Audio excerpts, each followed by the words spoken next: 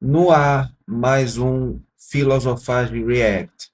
E hoje eu vou reagir a Felipe Boni, excelente canal de música, trata de vários assuntos, enfim, música. E também tem outro canal que é You Green, que é bem legal também, enfim, sobre meio ambiente, e edificações, construções, cidades inteligentes, etc, etc e tudo mais. Mas vamos ver um vídeo aqui sobre Mangue Beat, movimento Mangue. O movimento Mangue foi muito mais do que você pensa, então vamos lá, começa. Olá, olá, o tema do vídeo de hoje é uma análise materialista da origem do Mangue Beat. Então o Mangue Beat surgiu aqui no Recife no começo dos anos 90 e muitas pessoas pensam nele aí só como um estilo musical, mas isso é pouco, porque o Mangue Beat criou um conjunto de ideias, de imagens, de discursos e de práticas artísticas. Eu acho massa quando ele usa a estrutura, tá meio cortada, né? A, inf, a infraestrutura, que é a base material, que cria as condições para uma superestrutura que legitima a, a base, e aí você vai criando, enfim, a dialética do capitalismo, como ela funciona, de uma maneira bem prática, assim, para se entender como ela funciona. Eu acho esse esquema bem legal. Que funcionaram como uma superestrutura. E essa estrutura nasceu de forma direta e também necessária e a partir de uma base material muito específica, que era uma cidade em crise social, econômica e também ambiental. Então o objetivo... Existe uma discussão filosófica em relação à dialética que pode, enfim, levaria um vídeo inteiro só sobre isso. Aí é fugir do tema do Mangue Beat, porque se discute muito se quem estaria em cima e quem estaria embaixo, a superestrutura ou a infraestrutura, ou quem vem antes e quem vem depois, né? Porque, enfim, quando você desenvolve o conceito de dialética, mas você vai pegando o desenvolvimento da história da filosofia e você começa a perceber que isso mudou. Certas pessoas tentaram negar a dialética e acabaram confirmando, enfim. Isso é outro papo, como eu disse, é longo, mas essa estrutura é bem legal, sabe? E vamos se basear nela. Pô, cacete. desse vídeo aqui é demonstrar através dessa análise histórica que o Mangue Beat não foi um acidente criativo e nem fruto aí de uma inspiração isolada. Ele foi uma resposta organizada e também uma resposta consciente a esse fracasso do modelo de desenvolvimento econômico e também o colapso social que marcaram ali Pernambuco no fim do século XX. Então nossa análise, para ficar mais legal aqui, ela vai surgir justamente dessa base material em decadência que nós vamos chamar de lama aqui, ó. E aí a gente vai entender como essa lama vai dar origem ao cérebro, que a gente vai chamar aqui de caranguejo, que vai ser essa superestrutura ideológica e também essa nova consciência. Eu tô na frente, mas o caranguejo está com a faca. E eu não quero, se eu for tentar tirar a tela do lugar, vai dar problema, enfim, não. Ciência política. Então o Mangue Beat foi um movimento em que a população do Recife, simbolizada aqui por nosso caranguejo na lama, ele vai passar a desenvolver uma visão crítica sobre sua própria realidade e vai começar a agir para transformar ela. Mas antes disso, quero agradecer os novos membros que entraram aqui no canal. O apoio de vocês é fundamental para que eu continue esse projeto. Estamos chegando a quase 200 membros aqui. E sério, muito obrigado aí a todos os capirotos, corotes azuis e os inomináveis que fazem parte disso. E se eu sou membro também, e se você ainda não é inscrito, não é inscrita no canal Mamitas, Papitos e Papitos, está esperando o quê, mamita? Está esperando o quê, papito? Está esperando o quê, mamitas, papitos e papitos? Clica no pitoco de se inscrever, balance o badalo para receber as notificações, e como sempre, se você quiser ajudar no Pix, filosofia de tudo, pix@gmail.com, filosofia de tudo, pix@gmail.com, ou então no QR Code que está em algum lugar do vídeo, da tela. você quiser fazer parte disso também e poder obter acesso antecipado aos novos vídeos, poder sugerir próximos vídeos aqui pro canal, esse é um vídeo sugerido por vocês, e também receber vídeos exclusivos, vai no botãozinho aqui abaixo do vídeo. Agora, caso não possa, aperta aí o like no vídeo, se inscreve no canal e vamos continuar. Então, para que a gente entenda o Mangue Beat, a gente precisa primeiro olhar para... Cara, eu lembro desses ônibus, cara. Já andei nesses ônibus aí. Esses ônibus elétricos. Assim, é aquela história, né? O capitalismo já operava de tal forma de sucateamento do, do transporte público, né? E nos anos 90 isso foi levado ao extremo, sucateamento do transporte público, que justificava uma onda, ideias neoliberais que pairavam, querendo que se privatizasse, porque isso traria eficiência e tudo mais, e a gente viu que não foi bem assim, né? Foi nos anos 90, inclusive, que foi privatizada a CELP, 90, anos 90, por aí. doença que gerou ela. Então o Brasil viveu o começo dos anos 80 como a chamada aí década perdida. Mas a situação de Pernambuco vai ser ainda pior. Então o país enfrentava a crise da dívida externa, uma inflação descontrolada que destruía o poder de compra e também um fim de desenvolvimento industrial que era baseado na substituição de importações. E a ideia na época era assim: se o Brasil importa muitos produtos de outros países, ele vai ficar dependente desses produtos. Então, ao invés de comprar tudo lá de fora, o país deve criar suas próprias fábricas e produzir esses bens aqui dentro. Então esse modelo ajudou o Brasil a se industrializar, mas gerou alguns problemas. Mas resumindo aqui, não havia mais dinheiro para sustentar esse modelo. Então de 1950 até 1980, o PIB per capita brasileiro cresceu 4,5% ao ano, isso considerando aí valores reais. Mas entre 80 e 90 a gente vai ter muita instabilidade. Então algumas vezes vai subir, mas muitas vezes vai ficar bem baixo ou até negativo. Só que Pernambuco vai estar numa crise ainda mais frágil, porque se o PIB tinha essas oscilações, Pernambuco geralmente vai ter dados piores. E na prática, o PIB per capita do estado vai diminuir nos anos 80, mostrando essa crise regional profunda. E essa E existe, ele ia falar da era Vargas, não sei o quê, mas assim, pegando só essa quadra histórica dos anos 80, 90, Recife, só Recife, porque a gente está falando de Recife e está falando de Pernambuco.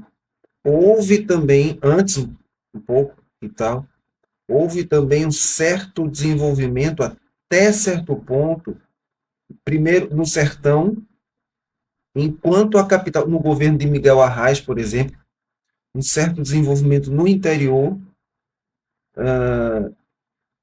enquanto a capital, que era governada por prefeitos sempre de direita, e aí culpava o governo do estado de não favorecer a capital, e a capital decadente e tudo mais, e priorizar o interior, quer dizer, peraí, não é o Estado, o governo não é do Estado, se o governo é do Estado, né?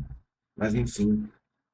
Aí havia essa dialética também naquela época, havia esse problema também da capital realmente em decadência.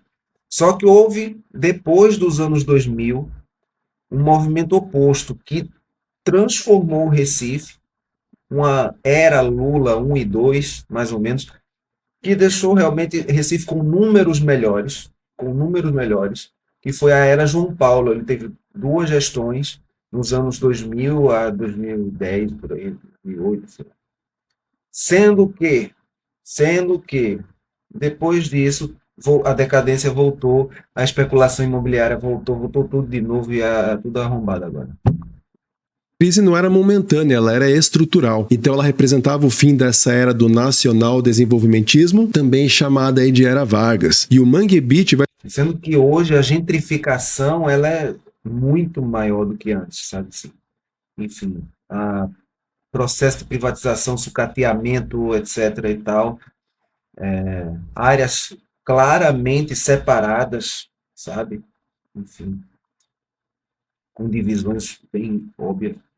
vai surgir justamente nesse espaço vazio, ou seja, entre os restos de um modelo econômico que fracassou e uma nova fase, essa globalização neoliberal dos anos 90, e que aumentava ainda mais a dependência do capital estrangeiro, sem criar ali soluções locais. E se o colapso parecia abstrato nos gráficos do PIB, em Pernambuco ele vai ser visível no território. E o maior símbolo disso vai ser o Complexo Industrial Portuário de Suape. Então, planejado aqui nos anos 70 como grande motor industrial do estado, Suape seria essa segunda fase da industrialização por substituição de importações. Então ia ser baseada em petroquímicos e nessa indústria de base. Mas o projeto nunca vai atingir uma escala viável por causa da crise dos anos 80. Então o resultado foi estagnação e também frustração, porque ao invés de gerar empregos, Suape vai produzir quedas nas exportações de bens manufaturados e também não vai conseguir absorver mão de obra local. E aí em 2003, bem depois aqui, cerca de 70% dos moradores de Cabo de Santo Agostinho, aqui em cima, eles não tinham ainda concluído o ensino médio, demonstrando o fracasso.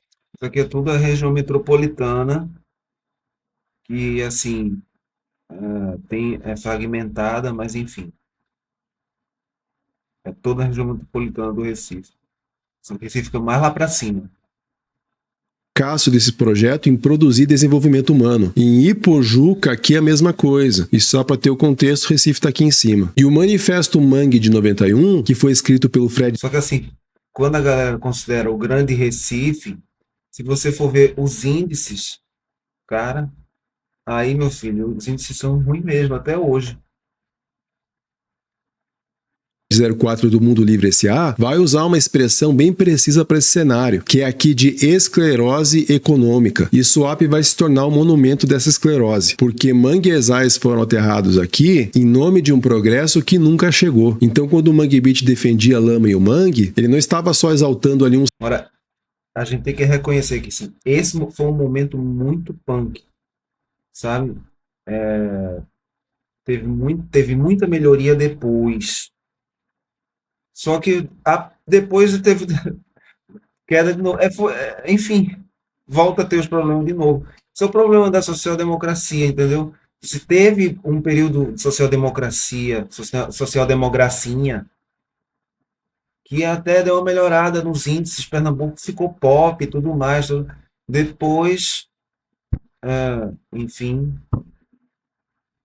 símbolo ecológico. Eles estavam atacando uma lógica de desenvolvimento predatório e sem futuro. E a estagnação econômica... Só que temos aqui forças políticas aqui muito forte, que inclusive pode dar voz, mostrar nossa voz aqui de Pernambuco, que é apoiar a candidatura de Jones Manuel. Jones Manuel, para deputado federal. Que o planejamento urbano falho de Recife vai abrir espaço para uma miséria crescente. Então, no início dos anos 90, Recife era vista como uma das piores cidades do mundo para se viver. E a cidade tinha uma densidade territorial brutal. Então, de um lado, aí bairros marcados pela especulação imobiliária, como, por exemplo, aqui a Beira-Mar Boa Viagem, que a gente vai ver dezenas de apartamentos aí. E, por outro lado... E para quem está com dúvida em relação a Jones Manuel, assim, por quê, né? Só dar um exemplo. Palavras de Jones Manuel, abre aspas. Se a direita acha que Glauber Braga é um problema, não viu nada. Algo assim. Ou eu vou causar mais problema, sabe? Para a extrema-direita, para os fascistas, enfim. Então, assim... a gente vai ter enormes áreas aí de pobreza. Veja que interessante, essa foto não é dos anos 90. Essa foto, esses 3 prédios aqui são bem recentes. São assim, dos anos 2016, 17 para cá, sabe? São bem recentes. Havia quase que, assim, pelo menos se fazia a propaganda, mas realmente havia diminuído drasticamente o número de palafitas em Brasília Teimosa, enfim, no Recife, na zona marítima e tudo mais, tinha diminuído bastante. Aí agora você vê, voltou tudo de novo, ó, voltou tudo de novo. Voltou. Por isso que eu acho que é importante alguém como Jones Manuel, não para representar Recife, não para representar Pernambuco, mas como deputado federal pelo seu estado, por Pernambuco. Por quê? Porque seria oportunismo querer enfim, ser por Pernambuco, eu acho que é tático. Enfim, mas estamos fugindo do tema, vamos voltar a Chico Sainz. E Chico Sainz com tem fome. palafitas construídas sobre manguezais, e onde os moradores, obviamente, vão viver em condições precárias, sem saneamento e expostos à poluição da água. E a crise era social e geográfica ao mesmo tempo. Então a famosa letra do A Cidade do Chico Sainz. O sol nasce e ilumina as pedras evoluídas que cresceram com a força de pedreiros suicidas. Cavaleiros circulam vigiando as pessoas, não importa se são ruins, não importa se são boas. Pois é, camarada. Zumbi vai falar o de cima sobe e o de baixo desce. E não era apenas metáfora aí, era uma fotografia. E você pensando que era bom, xibom, que tinha inventado essa frase. Né? Dessa topografia social do Recife, porque os ricos... Não, e não foi Chico Sainz que inventou também, não. Ricos moravam ali em Arraial-Céus na orla e os pobres vão sobreviver ali nos mangues. Então a principal fonte intelectual do Mangue Beach é esse romance Homens e Caranguejos, escrito em 1970. Vou colocar na descrição abaixo aqui. Homens e Caranguejos, Josué de Castro. Leia. Aí você vai entender assim, Manifesto Mangue, que é isso? Coisa rude, coisa não sei o quê. O que é uma... Cara, você vai entender. Homens e Caranguejo, o que tem a ver caranguejo? Tem homens e caranguejos, tem, enfim... Existe uma conexão, a antena ligada na lama. Eu vou falar um trecho aqui de Chico Sainz, que daqui a pouco, deixa rolar mais. 67 pelo Josué de Castro. Então ele vai criar uma metáfora forte do homem caranguejo, que vai descrever os moradores nos manguezais de Recife. Então esses homens e mulheres foram expulsos do campo pela seca e também vão ser expulsos da cidade pela especulação imobiliária. E sem alternativa eles vão chegar ao mangue. E ali, para sobreviver, eles vão começar a imitar os caranguejos. Então eles se tornam aí homens caranguejo, seres que vão arrastar o seu corpo na lama em busca de crustáceos e vão viver em pequenos gestos de sobrevivência diária. Então eles permanecem presos ao ciclo do caranguejo sem saída. E essa metáfora descreve... Assim, é um excelente resumo, claro que cabe para caber num vídeo, não sei o que, mas leia a obra, cara. Leia a obra. Aí você vai entender com mais profundidade e tal. Porque talvez ainda não esteja dando para entender as camadas que tem aí. Sim, sabe? Uma camada em cima da outra. De injustiça sobre injustiça, desigualdade sobre desigualdade, exploração sobre exploração. É uma exploração em cima da outra, sabe? Um amontoado assim. Enfim. Leia a obra. Essa alienação de forma profunda, porque o homem caranguejo, ele é o ser humano reduzido pelas condições de vida a um estado aí que vai ser anterior à dignidade humana. Então a fome e a miséria vão transformar essa pessoa quase que um animal, uma extensão biológica do mangue, e que vão viver nessa estagnação. Então sem consciência histórica ele não vai agir sobre o mundo, ele vai só resistir. Então na obra do Castro, o mangue é esse lugar de pobreza extrema, é a lama que come mocambo, que são essas habitações muito precárias, e vai ser um espaço de fome, de doença e de exclusão. E para a cidade civilizada, o mangue vai ser o estigma máximo, porque é um território que deveria ser aterrado em nome aí do progresso, como os projetos aqui que destruíram os manguezais ali do Suape. Então o Mangue Beach vai realizar uma virada dialética, porque o movimento vai reconhecer a miséria do mangue, mas ele não vai aceitar que isso seja apenas um símbolo de morte. Então ao invés disso, eles vão transformar o mangue em um símbolo de vida e de potência. E do ponto de vista ecológico, o mangue é um dos ambientes com maior fertilidade e biodiversidade do planeta Terra. E os artistas do mangue não vão ver o mangue só como lama, mas eles vão ver isso como história, conexão e vida. Então o Fred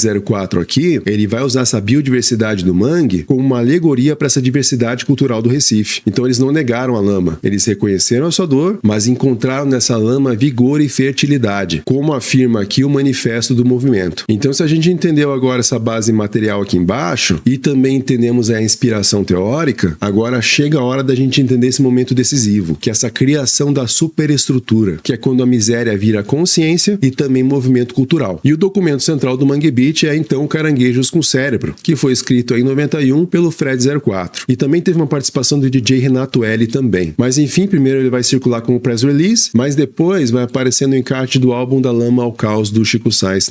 Aí está, Da Lama ao Caos, né?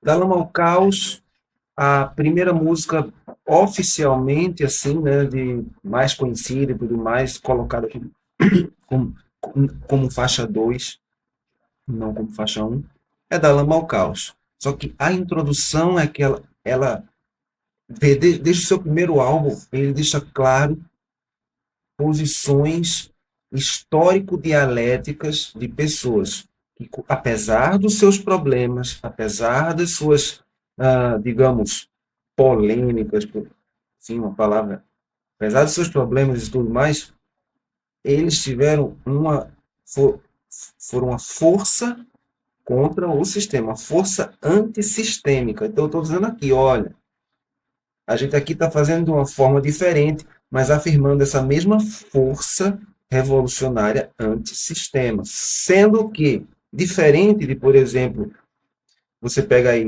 Raul Seixas e tudo mais, que tem uma base mais no anarquismo ou talvez no socialismo mais utópico, e se você quiser perceber a diferença entre socialismo utópico e socialismo científico, eu recomendo... Ian Neves tem um vídeo bom sobre isso, mas enfim, mais leituras de Marx para entender essa diferença entre... É complexo, enfim, vou voltar a Chico Science. O Da Lama ao Caos, ele começa falando o seguinte: modernizar o passado é uma evolução musical. Cadê as notas que estavam aqui? Não preciso delas. Basta deixar tudo soando bem aos ouvidos. O medo da origem ao mal, o homem coletivo, sente necessidade de lutar, o orgulho, a arrogância, a glória enchem a imaginação de domínio. São demônios os que destroem o poder bravio da humanidade. Viva Zapata, viva Sandino, viva Zumbi, Antônio Conselheiro, todos os Panteras Negras. E aí tem de novo, né, releitura, todos os Panteras Negras, Lampião, a sua imagem e semelhança, eu tenho certeza, eles também cantaram um dia. Eles também cantaram um dia. Então essa é a vinheta, o monólogo ao pé do ouvido, exatamente, acho que é isso. É a abertura. E a música de fundo é só batida e com aquela coisa suave, você sente uma suavidade, só ouvindo o disco, só ouvindo o álbum, assim, ouça o álbum, não ouça tipo playlist, não, o álbum todo, assim, do começo ao fim, é bem interessante. Zumbi. E o texto vai descrever com clareza essa realidade de Recife. Então, essa esclerose urbana, caos e miséria. Mas a sua genialidade está nessa mudança simples, mas muito profunda, dessa metáfora ali criada pelo Josué de Castro. Então, ao invés de apenas homens caranguejos presos à lama, o manifesto agora vai falar de caranguejos com cérebro. E essa mudança vai alterar tudo, porque lá em Castro, o homem caranguejo era uma vítima presa a essas condições materiais e vai viver ali quase como um animal. Mas o caranguejo com cérebro, ele é alguém que entende sua situação e pode agora agir sobre ela. Então ele tem consciência histórica, ele usa a cultura e usa a inteligência como ferramentas para enfrentar a miséria. Então o cérebro aqui, ele vai representar essa nova capacidade de ação. Então o Mangue Beat não vai se limitar a descrever a fome e a desigualdade. O seu objetivo vai ser, conforme vai dizer aqui o próprio texto do manifesto, injetar um pouco de energia na lama e estimular o que ainda resta de fertilidade nas veias do Recife. E aí, se o cérebro era a consciência, a antena parabólica aqui vai ser a ferramenta. Então a imagem central do manifesto é clara. Uma pergunta que pode surgir seria o manifesto marxista? Seria o manifesto Mangue automaticamente marxista? A princípio, se você for fazer uma análise em camadas, a princípio, não precisa ser, porque as pessoas nem precisam conhecer, nem ter lido Marx, nem ter lido nada, nada, nada com nada. E mesmo assim, se o movimento surge espontaneamente de pessoas que se reuniram a partir da base material e conseguiram, a partir dessa base material, dentro da dialética do capitalismo, fazer com que isso criasse algo novo e fosse colocado como um manifesto e reunisse pessoas em torno de um coletivo. É claro, esse coletivo ele meio que se dissolveu com a coisa, porque a música ela foi absorvida pelo mercado totalmente, né? Isso é histórico. Isso é importante ser entendido como um fenômeno que vive hoje, mas já não dessa maneira, né? E a morte de Chico Sainz também trouxe, enfim, foi uma perda muito grande e tudo mais. Então, não dá para você dizer que é marxista no sentido literal da palavra, mas tem caráter, sim, totalmente. Então, assim, muito mais do que, por exemplo, qualquer outro artista, Raul Seixas, enfim, ou qualquer artista brasileiro, não estou lembrando outros, mas, enfim. E um caráter muito mais revolucionário também. Muito mais revolucionário. E muito mais contra-hegemônico, embora tenha usado da estrutura hegemônica. É o paradoxo de usar a estrutura, entrar na estrutura, porque o monstro cis é retado e está doido para transar comigo, como disse Raul, né? E transou com o monstro cis. Mas pelo menos falou, foi aberto, foi sincero, né? Raul, depois eu vou falar de Raul também. Raul é importante, tem muita coisa para falar de Raul também. E tem vídeo dele sobre Raul que dá para fazer react, enfim. Para uma antena parabólica enfiada na lama. E essa metáfora é uma leitura sofisticada aí sobre essa globalização dos anos 90. Porque naquele período ali, a música pop global, com MTV, com internet inicial, com uma indústria musical internacional muito forte, tudo isso ganhava muita força e ameaçava esmagar as culturas locais, com aqueles produtos culturais ali homogêneos. Só que o Mangue Beat vai escolher outra saída. Então eles não vão querer isolamento, como por exemplo os movimentos regionalistas anteriores. Mas eles também não vão se curvar ao padrão global. Então a estratégia foi de antropofagia cultural, esse canibalismo cultural do modernismo brasileiro lá de 28, e que agora vai ser atualizado para a era digital. Então a ideia era simples e forte. A antena vai trazer o mundo para dentro do mangue e a lama vai garantir que tudo seja filtrado pela cultura local. Então o manifesto descreve esse objetivo de...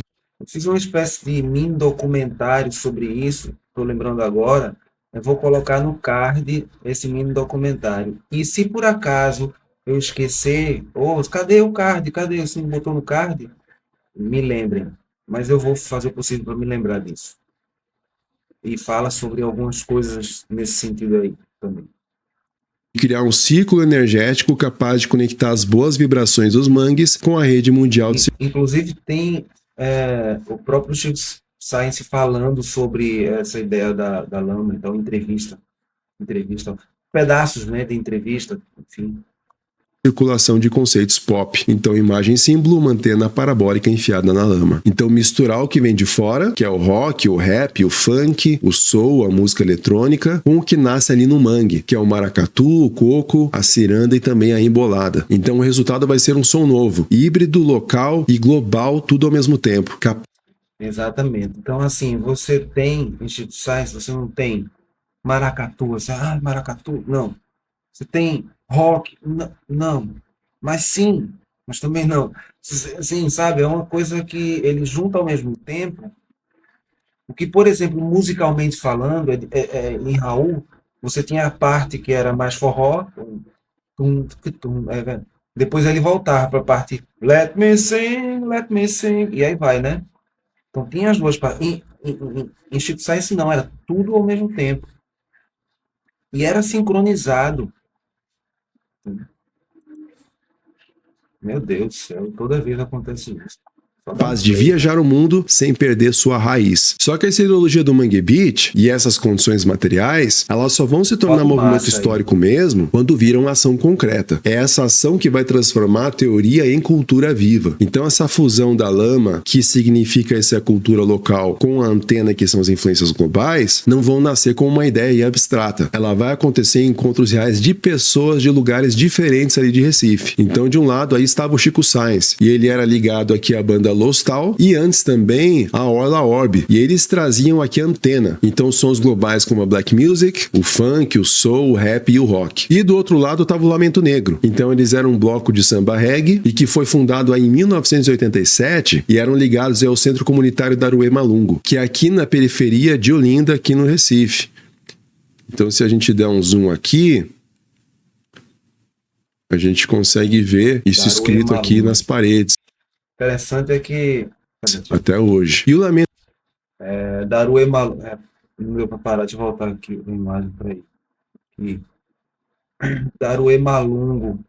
Tem uma música, inclusive, do segundo disco de Chico Sainz, Cidadão do Mundo, onde ele fala, cidadão do mundo, na hora que ele sai do Brasil e vai realmente para o mundo, né? Ele faz um show em Miami, eu acho, Miami, não lembro.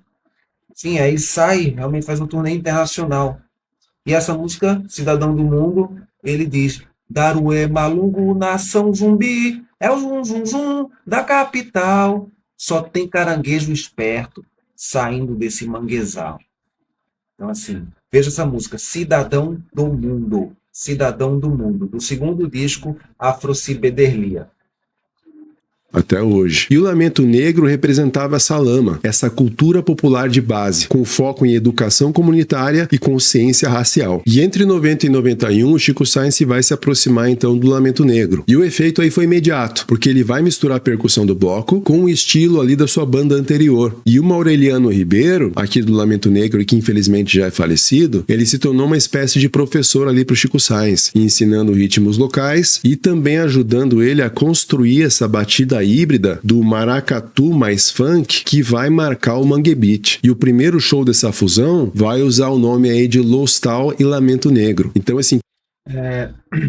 vamos usar a física, né? Já que todo mundo hoje gosta de falar em física, e, enfim, algumas pessoas falam sobre como é que ocorre vamos fazer uma analogia aqui. Raul Seixas seria mais ou menos como um processo de fissão nuclear, ou seja, é o que acontece nas usinas nucleares, né, de energia nuclear, e é o que acontece na bomba atômica, uma fissão nuclear. A fissão nuclear ela gera energia, mas bem menos do que a fusão nuclear. E aí foi a bomba atômica das bombas atômicas. Foi a fusão nuclear que aconteceu entre a batida forte do maracatu, sendo que de maneira que ela encaixasse nos riffs de guitarra, então, e nas batidas também, que, enfim, iam dar sequência e tal. Isso você não consegue quando você simplesmente quantifica isso em números. Não dá. É um processo que exige nuances de som que tendem. Porque, assim, por mais que você possa, numa lógica binária, de computador, né? Entre 0 e 1, 0 e 1, 0 e 1, 0 e 1, numa lógica de inteligência humana, entre 0 e 1, existem infinitas possibilidades. Entende? Então, aí que está a questão da inteligência humana e da inteligência coletiva. Inclusive, existe sincronicidade no cérebro das pessoas. Isso aí, inclusive, não utilizou esse termo, Miguel Nicoleles, ele fala uma espécie de harmonia que existe entre cérebros e tal, por causa do campo magnético e tudo mais, a influência do campo magnético do Sol com o nosso cérebro e tal. Nosso cérebro não é só a nossa cabeça, o corpo, enfim, é bem interessante, e você vê como a inteligência humana ela opera. E ela opera na base.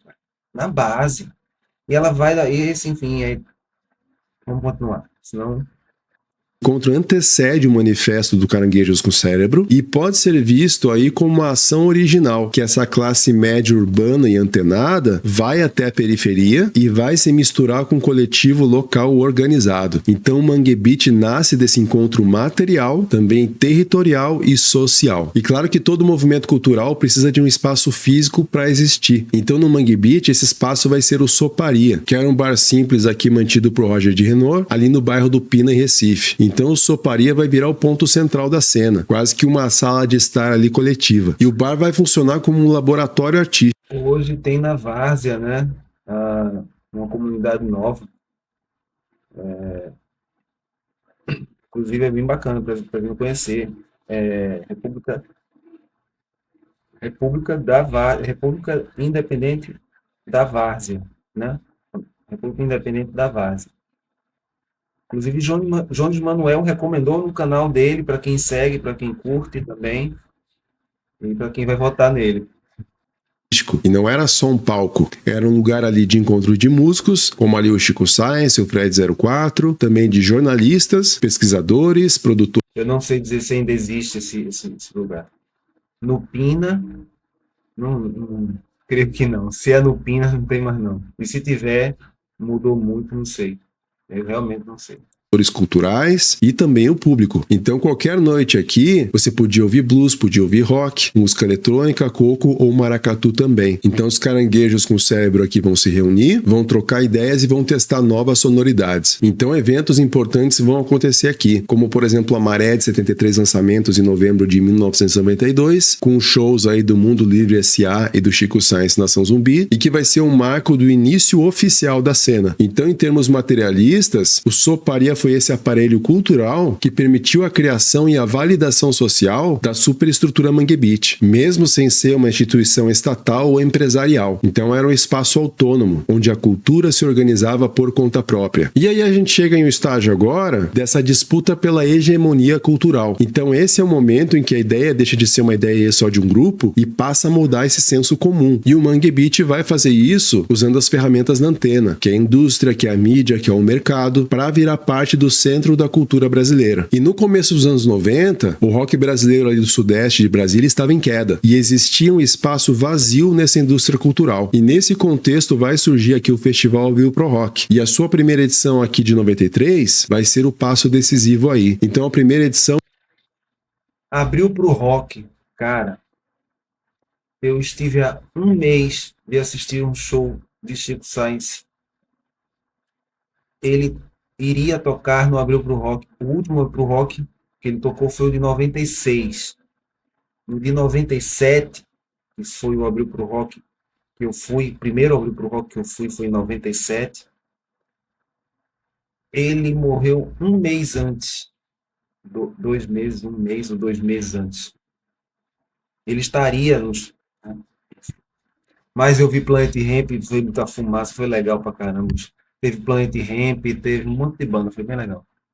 Colocou no palco as duas bandas principais do Mangue Beat, que era o Chico Science Nação Zumbi aqui da tela e também o Mundo Livre S.A. E vai colocar eles aí a grupos ligados à tradição, como por exemplo Nação Pernambuco, e o Otto aqui com uma camisa do Black Flag. E a meta aí era clara, era mostrar pra mídia e as gravadoras que existia uma cena forte e coerente ali no Recife. E a estratégia funcionou, porque o festival vai abrir os olhos aí de grandes gravadoras. Então o Chico Science vai assinar com a Sony Music, o Mundo Livre vai assinar com a Banguela Records, que era ali dos Titãs, e em 1994 aí, o Samba Esquema Noise e também o da Lama ao Caos, eles vão ser lançados nacionalmente. Então o Abril Pro Rock não foi apenas um festival de rock, ele foi uma ação de mercado que apresentou a superestrutura do Mangue Beat para o país inteiro. Mas se o Abril Pro Rock abriu a porta, a MTV Brasil vai abrir todas as outras. Então no ar aí desde 1990, a MTV virou rapidamente essa principal autoridade musical para a juventude, inclusive aí para mim. E cara, quando eu era pequeno, eu vi o Chico Science toda hora na televisão, principalmente em 96, depois do lançamento aqui do Afro Ciberdelia. Enfim, a relação do Mangue Beat com a MTV foi quase perfeita, porque a MTV buscava uma música que fosse nova, com identidade própria, que fosse visualmente marcante ali para os videoclipes, que tivesse um discurso forte também e capaz aí de criar clipes de 3 minutos. E o Mangue Beat ele entregava tudo isso. Então, em clipes aí como A Cidade, por exemplo, e Maracatu Atômico, o movimento vai ganhar esse espaço nacional e vai passar a dividir o imaginário.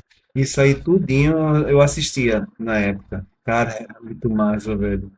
Eu penso, Jovem com outros. quando aparecia, quando entrava Chico Sainz, não sei o que, eu botava o volume, ligava a televisão, aqueles cabos antigos que tínhamos, esqueci o nome, no, numa caixa de som, aumentava, botava nas alturas.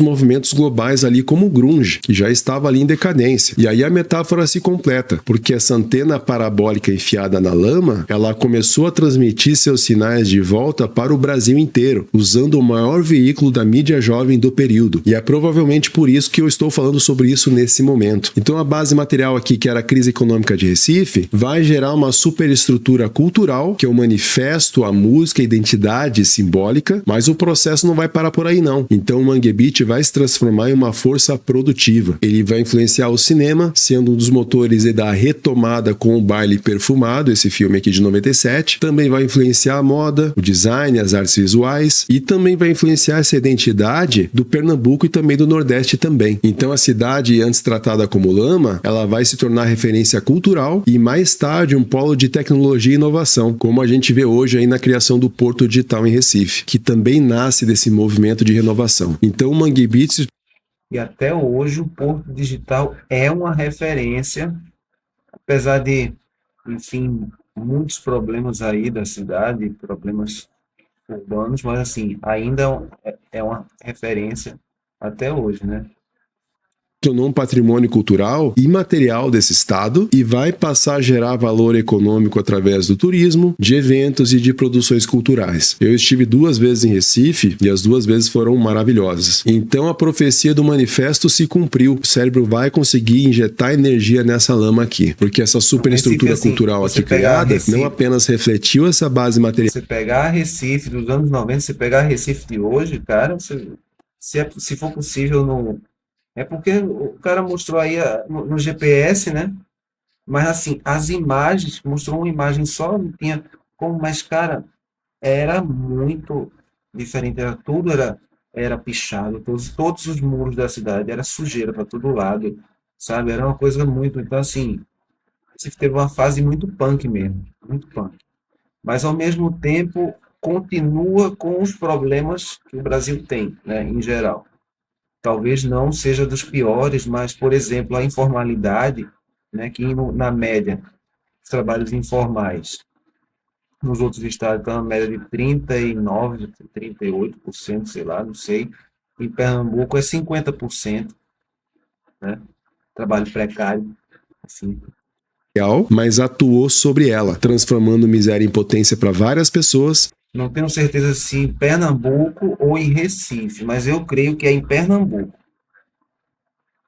Lama em cultura também, essa cultura também valor social e por fim aí um valor econômico. Então apesar da morte do Chico Science muito prematura, o Mangue Beat conseguiu aí prevalecer. E agora eu quero saber de você, o que você pensa sobre o Mangue Beat? Qual é a sua banda preferida? Qual é a sua música preferida? E eu quero, se você não é inscrito no canal, tá esperando o que, mamita? Tá esperando o que, papito? Tá esperando o que, mamitas, papitos e papitos? Clica no pitoco de se inscrever, balance o badalo para receber as notificações. E se quiser ajudar no Pix, Filosofia de Tudo, Pix, não sei se vocês estão ouvindo barulho aí, no amplificador tem que fechar a porta. Filosofia de Tudo, pix@gmail.com, filosofia de tudo, pix@gmail.com, ou então no QR Code que está na tela do vídeo. E falou!